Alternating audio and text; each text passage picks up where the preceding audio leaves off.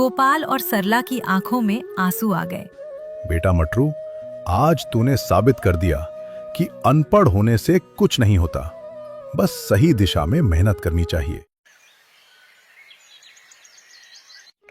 बहुत समय पहले की बात है। राजपुर नाम का एक खूबसूरत गांव था। उस गांव के लोग बड़े ही मेहनती और सच्चे थे।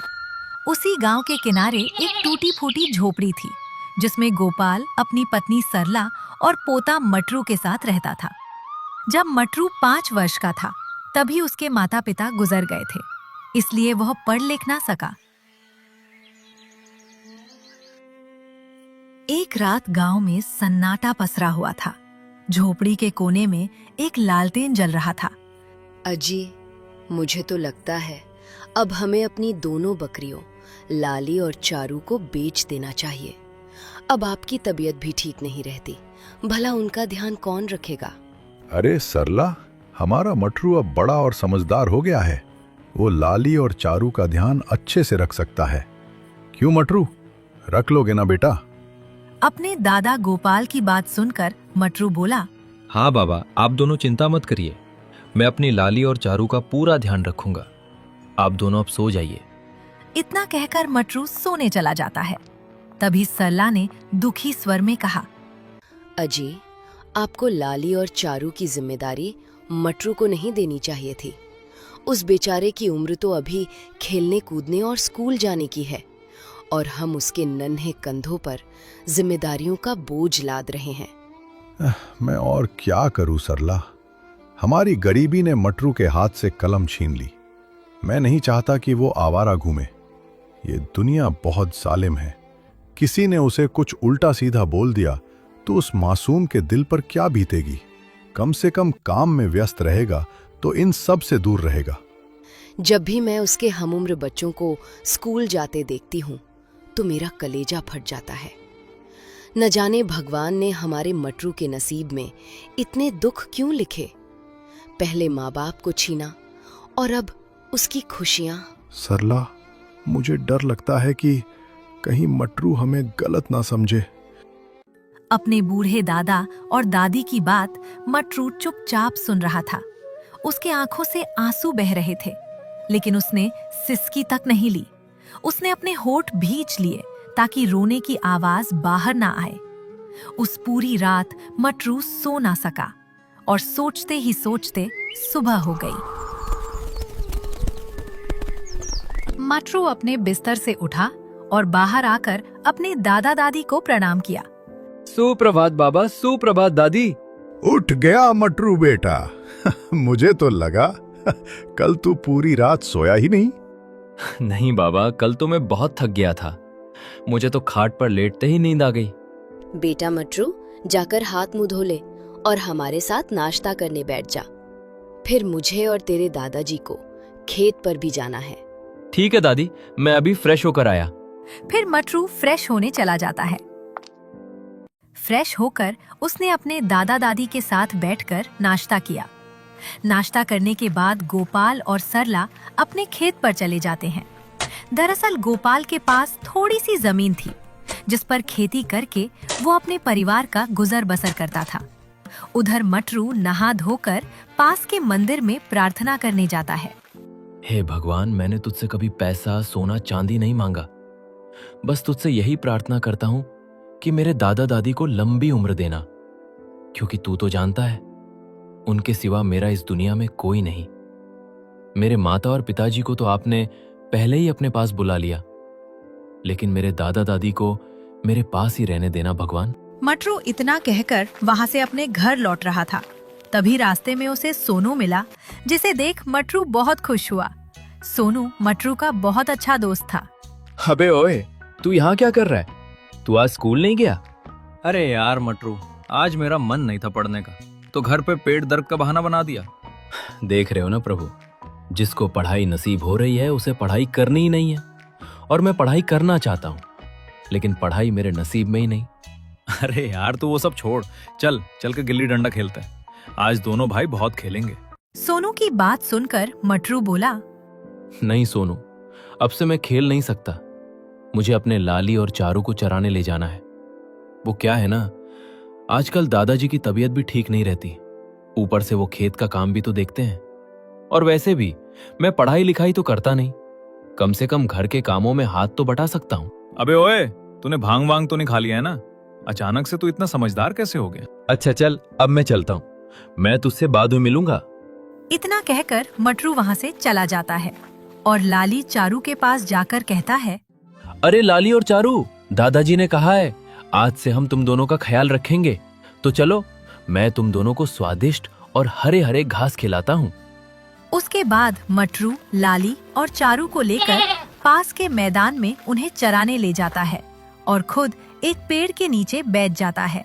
अरे वाह, लाली और चारू कितने मजे से ये हरे हरे घास खा रहे हैं, और खाए भी क्यों ना, आखिर इतने दिनों बाद इन्हें कुछ स्वादिष्ट खाने को जो मिला। रात भर जागने के कारण मटरू वही पेड़ के नीचे सो जाता है। धीरे धीरे दिन ढलने लगा, शाम होने को आई थी। मटरू सोकर उठा और अपने दोनों बकरियों को लेकर अपने घर की तरफ चल पड़ा। घर पहुंचने पर गोपाल ने मटरू से कहा, अरे मटरू बेटा, आज सूरज ढलने के बाद घर आ रहा है, इतनी देर कहाँ लगा दी? अरे क्या बताऊं बाबा, ये लाली और चारू हरी घास के लालच में दूर निकल गई थी। उन्हें चराते चराते मैंने सोचा थोड़ी देर सुस्ता लूं, बस वहीं पेड़ के नीचे मेरी आंख लग गई, इसलिए आने में थोड़ी देर हो गई। तभी दादी ने चिंतित होकर बोला, अरे क्या हुआ मटरू बेटा, तेरी तबीयत तो ठीक है ना?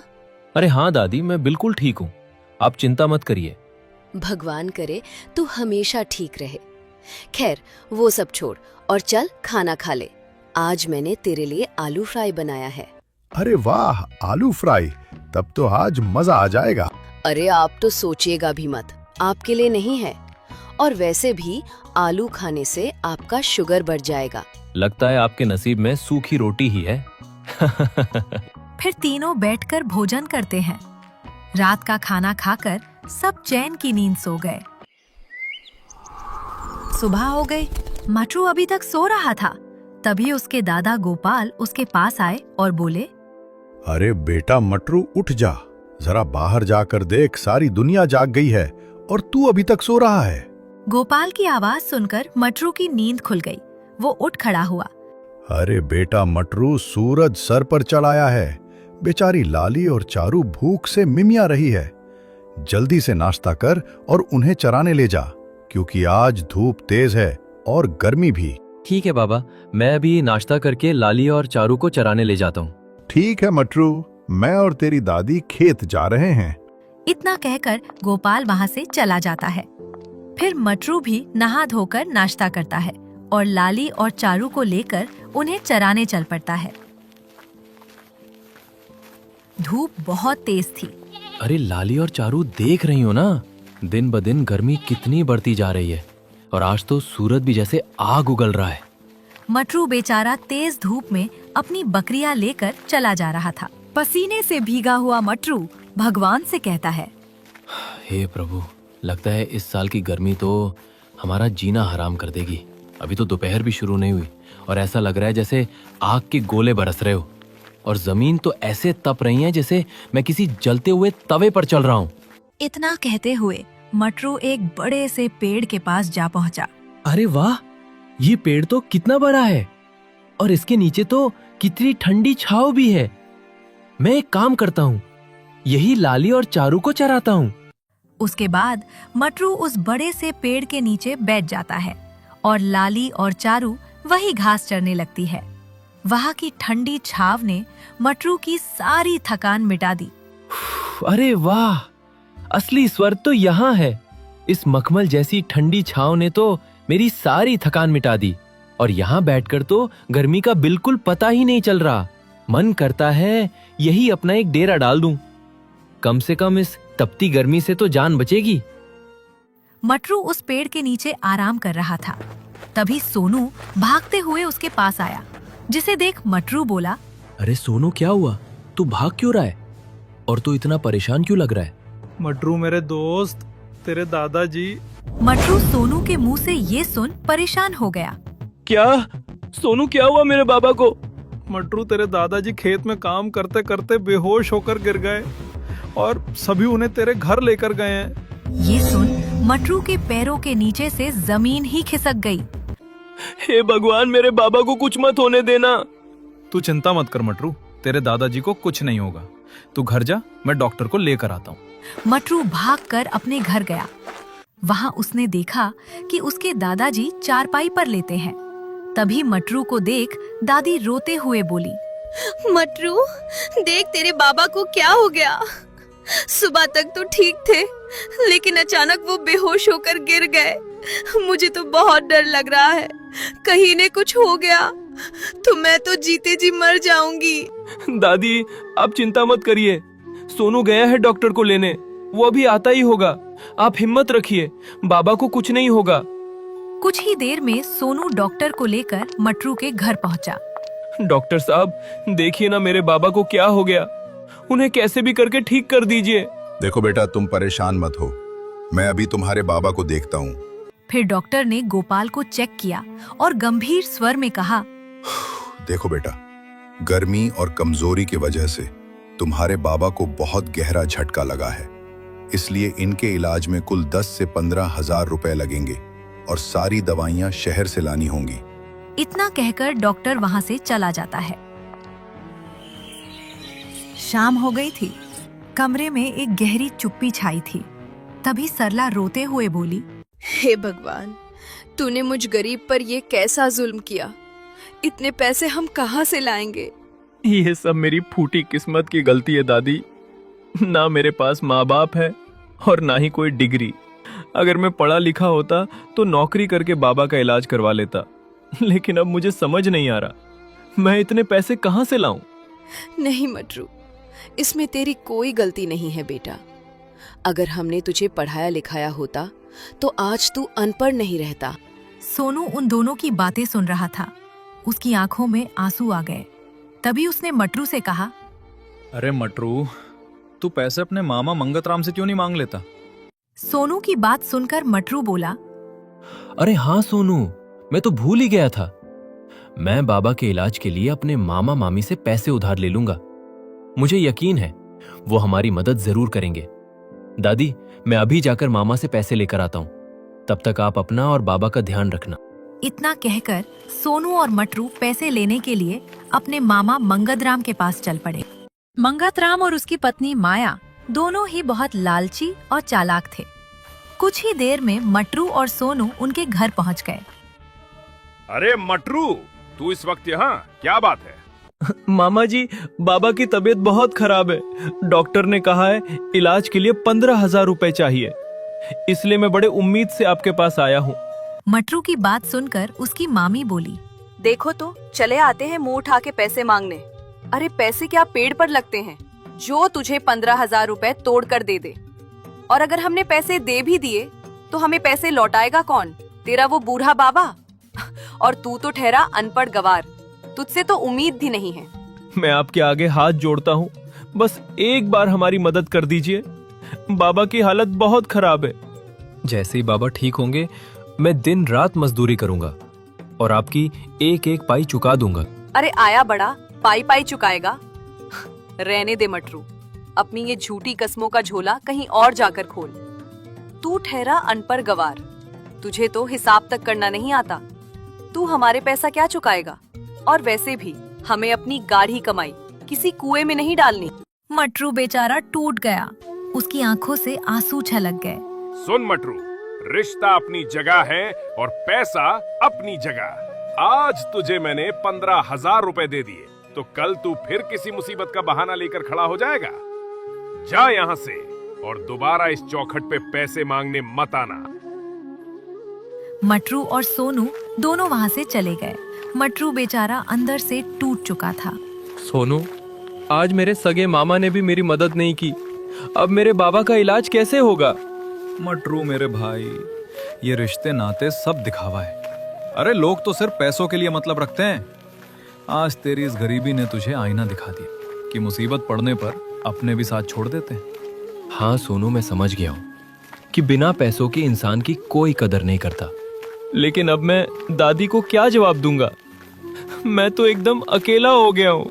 कुछ ही देर में दोनों मटरू के घर पहुंच गए। मटरू मेरे भाई, तू अकेला नहीं है, मैं हूं तेरे साथ, तू फिक्र मत कर। मैं अपने पापा से बात करूंगा, वो पढ़े लिखे हैं, वो जरूर तुझे समझेंगे और तेरी मदद करेंगे। सोनू के मुंह से ये सुन मटरू का दिल भर आया। सोनू, मैं तेरे इस एहसान का उम्र भर कर्जदार रहूंगा। भगवान ने भले ही मुझसे मेरे माँ बाप छीन लिए, लेकिन उसने मुझे तेरे जैसा दोस्त दिया। इसके लिए मैं उसका हमेशा शुक्रगुजार रहूंगा। नहीं मटरू, वो दोस्त ही क्या जो दूसरे दोस्त के काम ना आए। चल अब तू जा और अपने दादाजी का ध्यान रख, मैं कल पैसे लेकर आता हूँ। इतना कहकर सोनू अपने घर चला जाता है। घर पर सरला उदास बैठी थी। तभी मटरू अंदर आया, जिसे देख सरला बोली, मटरू, तू आ गया बेटा पैसे लेकर। अब लगता है तेरे बाबा ठीक हो जाएंगे। दादी पहले से ही बहुत परेशान है, और जब उन्हें ये पता चलेगा कि मामा ने हमारी मदद नहीं की, तब उनका दिल और दुखेगा। नहीं नहीं, मुझे ये बात उन्हें नहीं बतानी चाहिए। अरे क्या हुआ मटरू, तू कुछ बोलता क्यों नहीं? दादी, वो मामा ने कहा कि कल सवेरे वो हमें पैसे दे देंगे। अब बाबा जल्दी ठीक हो जाएंगे। मटरू अपने दादी सरला से झूठ बोल देता है। उधर सोनू अपने कमरे में उदास बैठा था। तभी उसके पिता राजेश उसके पास आए और बोले, सोनू बेटा, क्या बात है? जब से तू घर आया है तो कुछ परेशान सा लग रहा है। अगर कोई प्रॉब्लम है तो शेयर कर मुझसे, मैं तेरा पिता हूँ। पापा, मैं मेरे दोस्त मटरू के बारे में सोच रहा हूँ। उसके दादाजी की तबीयत बहुत खराब है और उनके इलाज के लिए उसके पास पैसे नहीं है। बेटा सोनू, मटरू के पिता क्या करते हैं? पापा, मटरू के माता पिता नहीं है, वो अपने दादा दादी के साथ रहता है और वो पढ़ा लिखा भी नहीं है कि वो कहीं नौकरी कर सके। सोनू की बात सुनकर उसके पिता राजेश ने कहा, अरे सोनू बेटा, तुमसे किसने कहा कि पैसे कमाने के लिए पढ़ाई लिखाई जरूरी होती है? बिना पढ़ाई के भी इंसान बहुत बड़ा बन सकता है। मैं कुछ समझा नहीं पापा। बेटा सोनू, तू सबसे पहले मुझे ये बता कि तेरे दोस्त मटरू के दादाजी के इलाज में कितने रुपए लगेंगे? पापा, डॉक्टर ने 15,000 रुपए कहा है। ठीक है, मैं कल तुझे 20,000 रुपए दूंगा, तू अपने दोस्त को दे देना। और एक बार मटरू के दादाजी ठीक हो गए तो मुझे मटरू से जरूर मिलाना बेटा। आप मटरू से मिलना क्यों चाहते हैं? मैंने मटरू के लिए कुछ सोचा है जिससे वह इस गरीबी से बाहर आ सकता है। सोनू इतना सुनकर बहुत खुश हो गया। अगली सुबह सोनू अपने पिता से पैसे लेकर मटरू के पास गया और बोला, अरे मटरू मेरे भाई, ये देख, पापा ने तेरे दादाजी के इलाज के लिए पूरे 20,000 रुपए दिए हैं। अब हम दादाजी का इलाज करवा सकते हैं। सोनू, आज तू नहीं होता तो मैं जाने में क्या करता। मेरे दोस्त, तेरा दिल से धन्यवाद। अरे वो सब छोड़ और चल दादाजी के लिए शहर से दवाइयां लेकर आते हैं। हाँ ठीक है सोनू, लेकिन पहले दादी को ये खुशखबरी तो दे दूं। अरे हाँ, दादी है कहाँ? दादी मंदिर गई है, चल उन्हें चलकर ये खबर देते हैं। फिर दोनों दोस्त सरला के पास जाते हैं। सरला मंदिर के बाहर हाथ जोड़े खड़ी थी। तभी पीछे से मटरू ने कहा, अरे दादी, ये देखो, हमें पैसे मिल गए। हम शहर बाबा के लिए दवाई लेने जा रहे हैं। ये सुनकर सरला बहुत खुश हुई। भगवान का लाख लाख शुक्र है, उसने मेरी विनती सुन ली। तुम दोनों संभाल कर जाना। अरे दादी, आप बिल्कुल चिंता मत करिए, मैं हूं ना। बेटा सोनू, तूने इस बुरे वक्त में हमारी बहुत मदद की। भगवान करे तुझे दुनिया की हर खुशी मिले। फिर मटरू और सोनू दवाई लेने के लिए शहर चल पड़े। धीरे धीरे एक सप्ताह बीत गया। मटरू के दादा गोपाल की तबीयत अब ठीक हो गई थी। एक दिन मटरू ने अपने दादा गोपाल से कहा, दादाजी, अब आपकी तबीयत कैसी है? पहले से ठीक हूं बेटा, बस थोड़ी सी कमजोरी महसूस हो रही है। अरे दादाजी, आप चिंता मत करिए, वो भी कुछ दिनों में ठीक हो जाएगी। सभी बहुत खुश थे।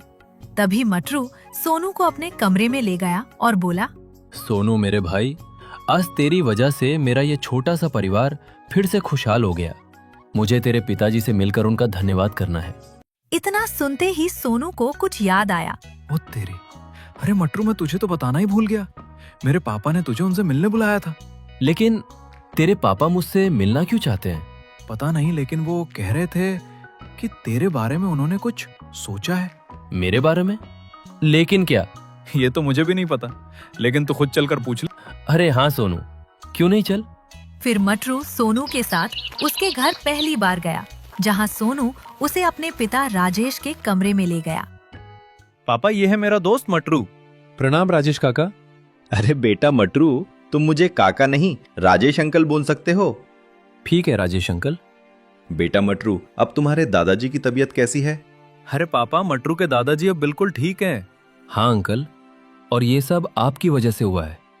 अगर आपने पैसे देकर मेरी मदद नहीं की होती तो न जाने मैं अपने बाबा का इलाज कैसे कराता। लेकिन आप चिंता मत करिए, मैं आपके पैसे लौटा दूंगा। मटरू की खुददारी देखकर सोनू के पापा राजेश बोले, बेटा मटरू, लेकिन तुम इतने पैसे लाओगे कहाँ से? अरे हाँ मटरू, तू इतने पैसे कहाँ से लाएगा? सोनू, मैं मजदूरी करके तेरे पापा के सारे पैसे लौटा दूंगा। लेकिन बेटा, मजदूरी करोगे तो 20,000 रुपए इकट्ठा करने में तो सालों लग जाएंगे। मटरू ये सुन थोड़ा उदास होकर बोला, तो मैं और कर भी क्या सकता हूँ अंकल? मैं पढ़ा लिखा नहीं हूँ, मजदूरी ही मेरी किस्मत है।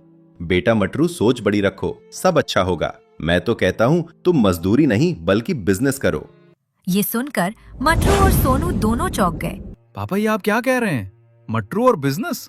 हाँ अंकल, मैं तो अनपढ़ हूँ। मैंने तो आज तक कभी कलम नहीं पकड़ी, मैं बिजनेस कैसे कर सकता हूँ?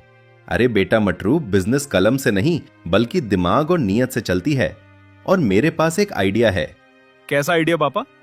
देखो बेटा, तुम लोग तो जानते हो अब गर्मी बढ़ रही है और शहर के लोग गर्मी की छुट्टियों में सुकून की तलाश में भागेंगे। अगर हम उन्हें वो सुकून यही अपने गांव में दे तो? अपने पिता राजेश की बात सुनकर सोनू बोला, पापा, हमारे गांव में, लेकिन कोई यहाँ क्यों आएगा? वो इसलिए क्योंकि गर्मी के मौसम में गांव में पेड़ों के नीचे और बगीचों में जो ठंडक और सुकून मिलता है वो शहर के बड़े बड़े एसी वाले कमरों में नहीं मिलता। और इसी नेचुरल सुकून को पाने के लिए शहर के लोग हमारे गांव आएंगे। पापा, मेरे को समझा नहीं। देखो बेटा, मैं अपने गांव में एक ट्री हाउस बनाना चाहता हूं ताकि गर्मी की छुट्टियों में शहर के लोग हमारे गांव आएं और उस ट्री हाउस का अनुभव ले। यहाँ उन्हें नेचुरल शांति और ठंडक दोनों मिलेगी। राजेश की बात सुनकर मटरू बोला, राजेश अंकल, ये ट्री हाउस क्या है? कोई दुकान है क्या? अरे नहीं मटरू, पेड़ के ऊपर बने घर को हम ट्री हाउस कहते हैं। तो इसका मतलब हम पेड़ पर घर बनाकर शहर के लोगों को उसे किराए पर देंगे। हाँ बेटा मटरू, हम कुछ ऐसा ही करेंगे। राजेश के आइडिया को सुनकर मटरू और सोनू दोनों खुश हो गए। अगर ऐसा हुआ तो शहर के लोगों को गर्मी से बहुत राहत मिलेगी और उन्हें गांव में घूमने का मौका भी मिलेगा। अरे वाह पापा, मान गए आपके आइडिया को। इससे तो हम शहर के लोगों को गांव से जोड़ सकते हैं। लेकिन राजेश अंकल, मैं ये सब अकेला नहीं कर सकता और ट्री हाउस बनाने के लिए मेरे पास तो पैसे भी नहीं है। बेटा मटरू, तू अकेला नहीं है, इसमें मैं और सोनू दोनों तेरी मदद करेंगे। और पैसे की चिंता तू बिल्कुल मत कर, वो सब मैं देख लूंगा। पर राजेश अंकल, मुझे नहीं लगता मेरे बाबा इसके लिए मानेंगे। मटरू बेटा, तेरे बाबा से मैं बात करूंगा, तू चिंता मत कर। ये सुन मटरू बहुत खुश हो गया। ठीक है अंकल, तो अब मैं चलता हूँ। मुझे अपने लाली और चारू को चराने भी ले जाना है। इतना कहकर मटरू खुशी खुशी वहां से अपने घर लौट गया। शाम हो गई थी।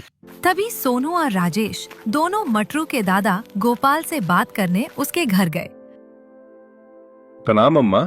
अरे दादी, ये मेरे पापा है। अच्छा, अरे आइए ना। मटरू और उसके दादा मटरू के कमरे में है। फिर सोनू और राजेश मटरू के कमरे में गए। राजेश को देख मटरू खुश हो गया। अजी, ये सोनू के पिता राजेश है। नमस्ते काका। नमस्ते राजेश जी। अब आपकी तबीयत कैसी है? भगवान की दया से सब ठीक है।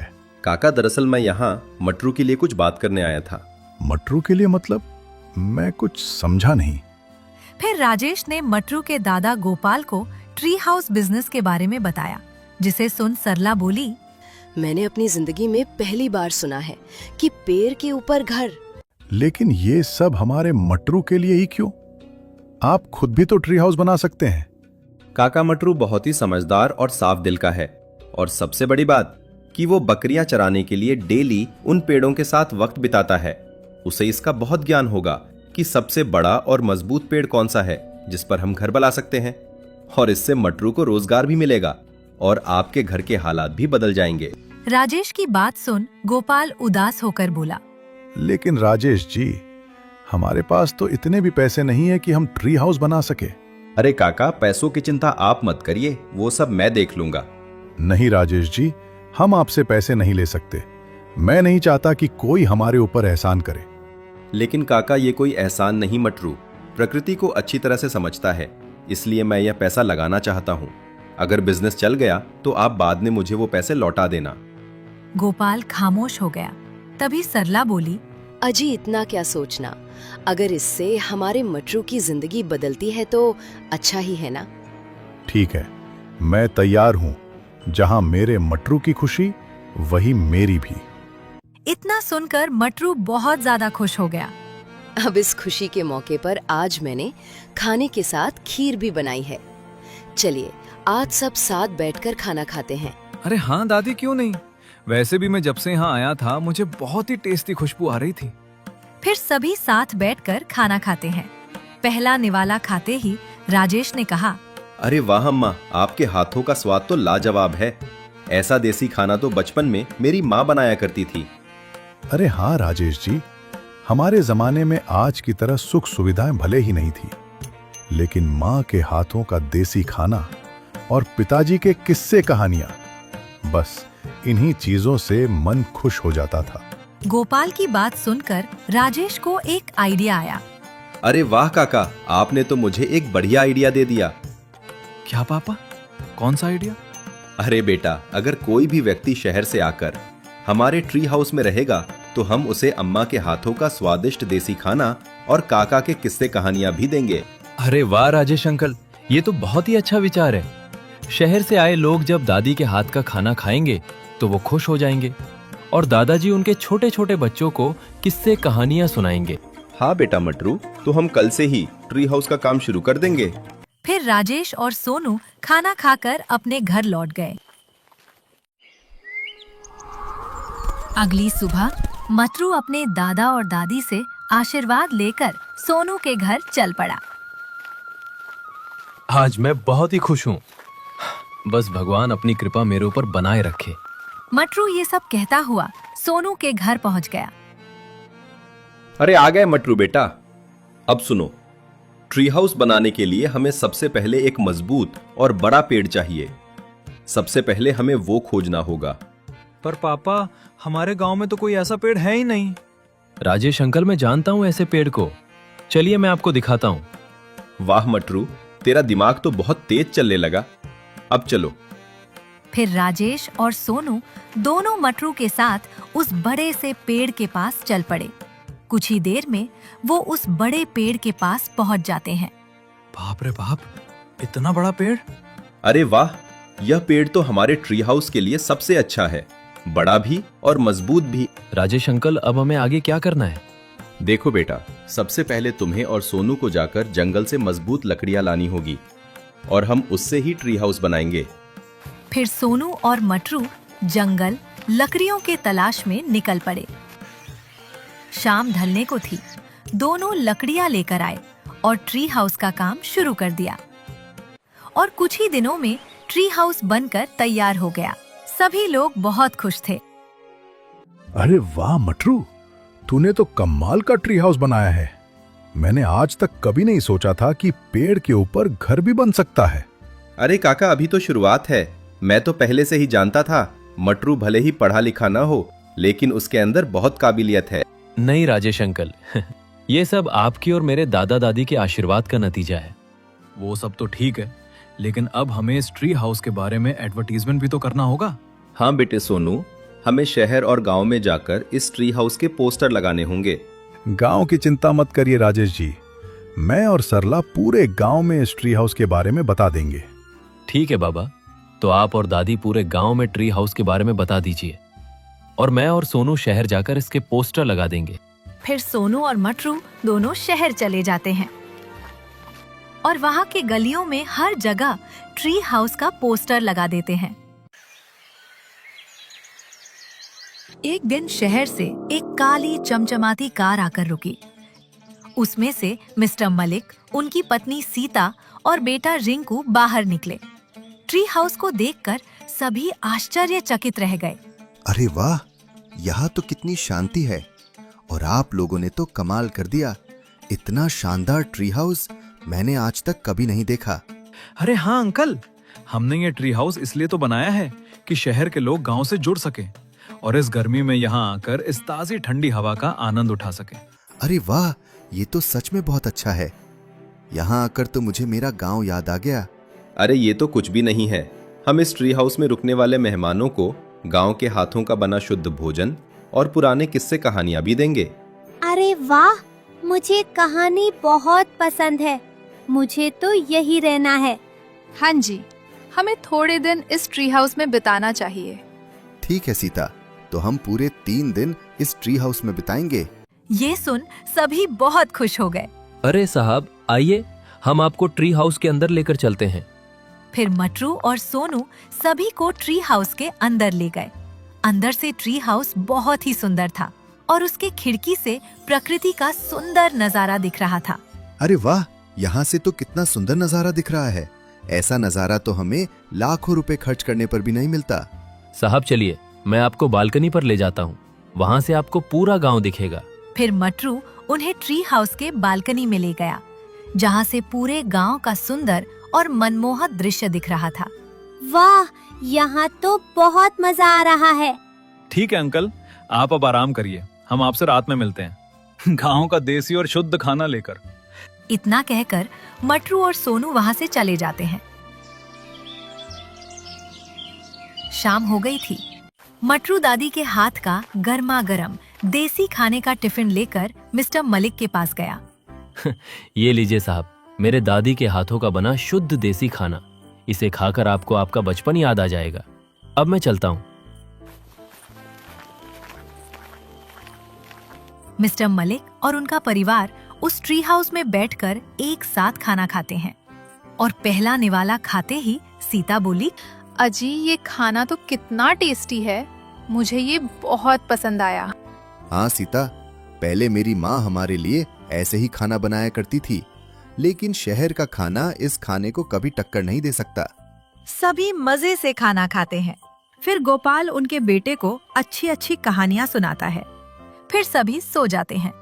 देखते ही देखते कब 3 दिन बीत गए पता ही नहीं चला। राजेश जी, आप लोगों ने मुझे मेरा बचपन याद दिला दिया, इसलिए आप लोगों का बहुत बहुत शुक्रिया। अरे अंकल, आपको हमारा ट्री हाउस पसंद आया? हमारे लिए यही खुशी की बात है। अब आप शहर जाकर सभी लोगों को इसके बारे में बताइएगा।